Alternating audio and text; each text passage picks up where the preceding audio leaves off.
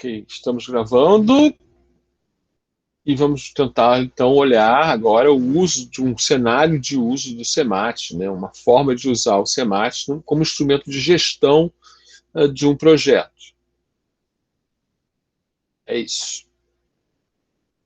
Então a gente vai ter uma sequência de slides rápidas, espero que demore uns 20 minutos. Então a ideia aqui é a seguinte: tem a empresa X lá, né, que faz vários projetos de desenvolvimento ao longo da sua vida, né, inclusive em paralelo, né? Tá, e ela tem uma executiva que quer melhorar a capacidade de desenvolvimento da empresa, né, melhorar os projetos da empresa. Então ela chama o Beto, né, e o Beto encontra vários times com diferentes backgrounds, diferentes projetos e diferentes experiências, e tem que ajudar eles a organizar a sua maneira de desenvolver projetos. Tá? Então, o CEMAT, vocês têm isso, quem estiver interessado tem onde ler, ali na bibliografia que eu passo, né? Ele mostra vários cenários, eles mostram vários cenários onde são usadas cartas diferentes. Tá? E eu vou mostrar aqui um cenário.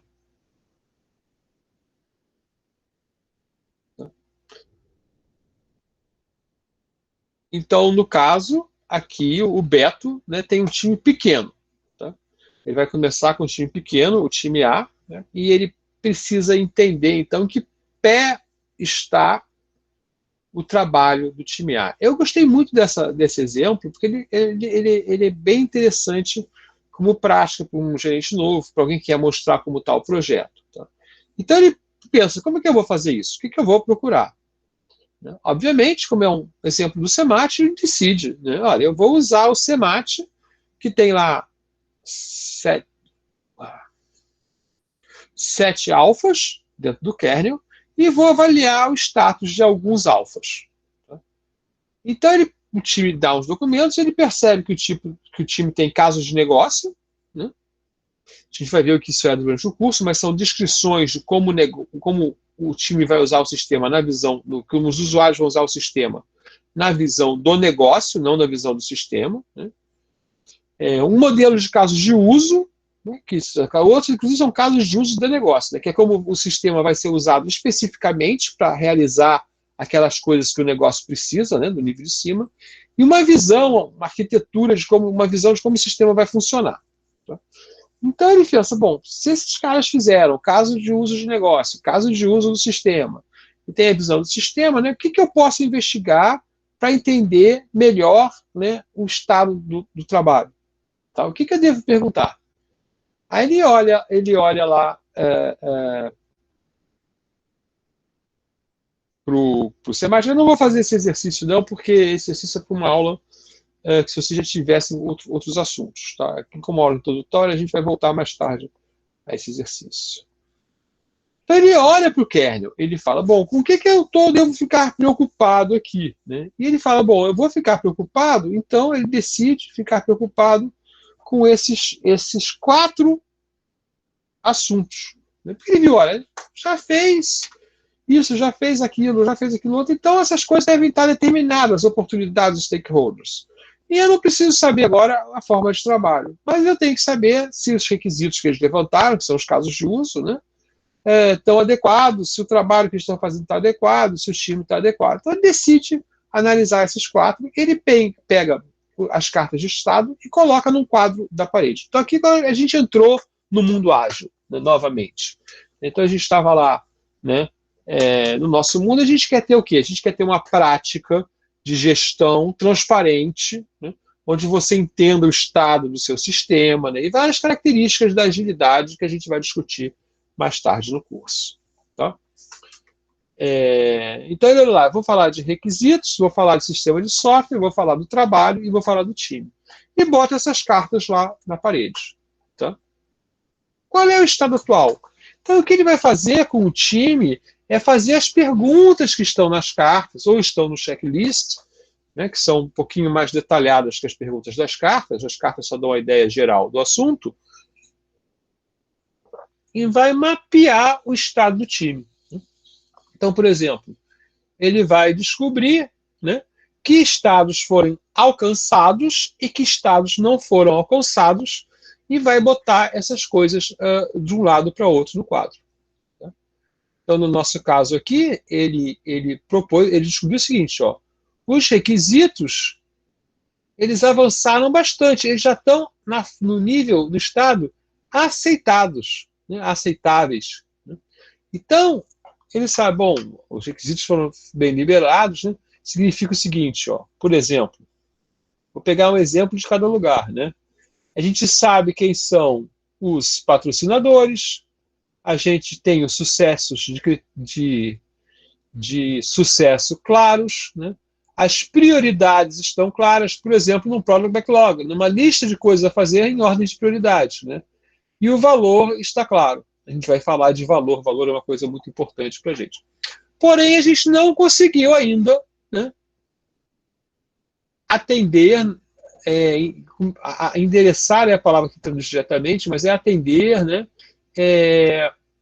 os requisitos. Né? Então, por exemplo, a gente não concorda que o sistema pode ser implantado. Na verdade, nem tem código feito, então logo isso não poderia ser atingido. Né? Em relação ao sistema de software, né, combinou a arquitetura, ele é demonstrável, é usável, mas não está pronto. Né? Então a gente tem algumas coisas aqui funcionando. Ó, níveis de defeitos já são aceitáveis, né? As coisas básicas da arquitetura estão demonstradas, já lá no iniciozinho, né, já decidiu tudo que vai comprar e tudo que vai fazer e reusar. Então, agora a gente percebe, né, além desses documentos que ele recebeu, quando ele foi... Esses documentos, por exemplo, que ele recebeu, mostram que estava aqui. Mas aí, como ele decidiu olhar o sistema, né, ele chegou à conclusão que, olha, olhando o que vocês fizeram, né, eu cheguei nesse nível aqui, que o sistema está até usável. Ótimo, não está pronto, mas já está usável. Tem um MVP, tem um produto viável mínimo e coisas assim. No início do curso, eu vou usar muitas palavras, né, que se vocês não entenderem, não sabem o que é, nunca ouviram falar, né, vocês podem perguntar. Aí eu dou um spoiler do resto do curso, tá? Mas é para dar spoiler mesmo, tá? Como produto mínimo viável. O trabalho já foi iniciado, já foi preparado e já foi realmente iniciado. Aqui é configurado, né? Essa palavra initiated, started, no Brasil as duas são... Aqui seria inicializado, né? E aqui seria iniciado. Né? Então você preparou tudo, né? Você sabe, por exemplo, né, que as restrições, tipo prazo, verba, estão limitadas, né? O custo e esforço está estimado na preparação, né?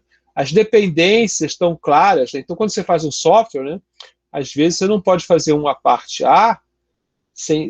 Na verdade, aqui é a parte B. Né? Você não pode fazer a parte B sem fazer a parte A. E, às vezes, pode. Né? Então, aqui tem uma dependência. Né? Então, está nesse nível aqui. E... desculpe, os textos estão ilegíveis, eu vou mostrar daqui a pouquinho, tá? E o time já pode estar semeado, você botou as pessoas-chave, né? Formado e já está colaborando. Né? Depois que forma, né, o time precisa de um tempinho para conseguir colaborar, como precisa de um tempo para ter um alto desempenho, desempenhar, né, o máximo que ele pode. Mas aqui ele já conseguiu colaborar. Né? O Daniel chamou a atenção que as cartas não dão para ler muito bem. Daqui a pouquinho a gente vai ver, então, um documento com as cartas. Tá?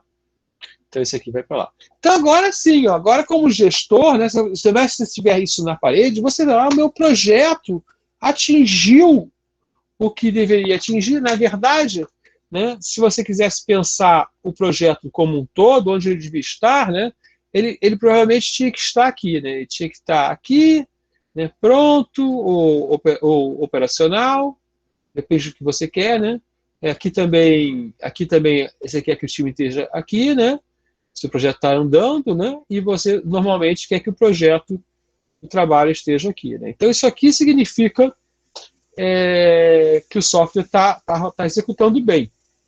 Né.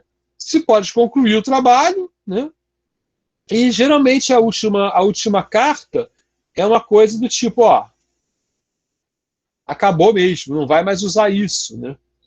Então, cumpriu o que tinha que fazer, tirou o software do ar, né? É, deixou o trabalho, desmontou o time de trabalho, né? Fechou o trabalho. Então, a última carta, ela fala de projetos que o software não está mais sendo usado, né? Ou que não há mais desenvolvimento, ou que o trabalho está fechado, e coisas do gênero. Então, geralmente, a gente precisa ir até o penúltimo estágio. Né? No time, por exemplo, o time Adjourned, em que você desmontou o time. Tá? Então, aí, uma coisa interessante de ver é que os projetos geralmente não vão serem geridos até a última carta. Né? Porque, por exemplo, dificilmente você vai ter um projeto de software, né, que ele vai ficar muito pouco tempo nessa carta aqui, né? Geralmente vai ficar muito tempo na carta operacional. Você vai demorar, sei lá, 6 meses para trazer ele para pronto. Você vai ficar com ele navegando, talvez entre o operacional e pronto, em vários subprojetos, né, de manutenção durante anos. Aí um dia você fala, não, então agora eu quero um outro projeto, eu vou fazer outro software, né? E você vai chegar aqui. Mas aí depende um pouco também da gestão. Você pode falar que a versão foi aposentada, né?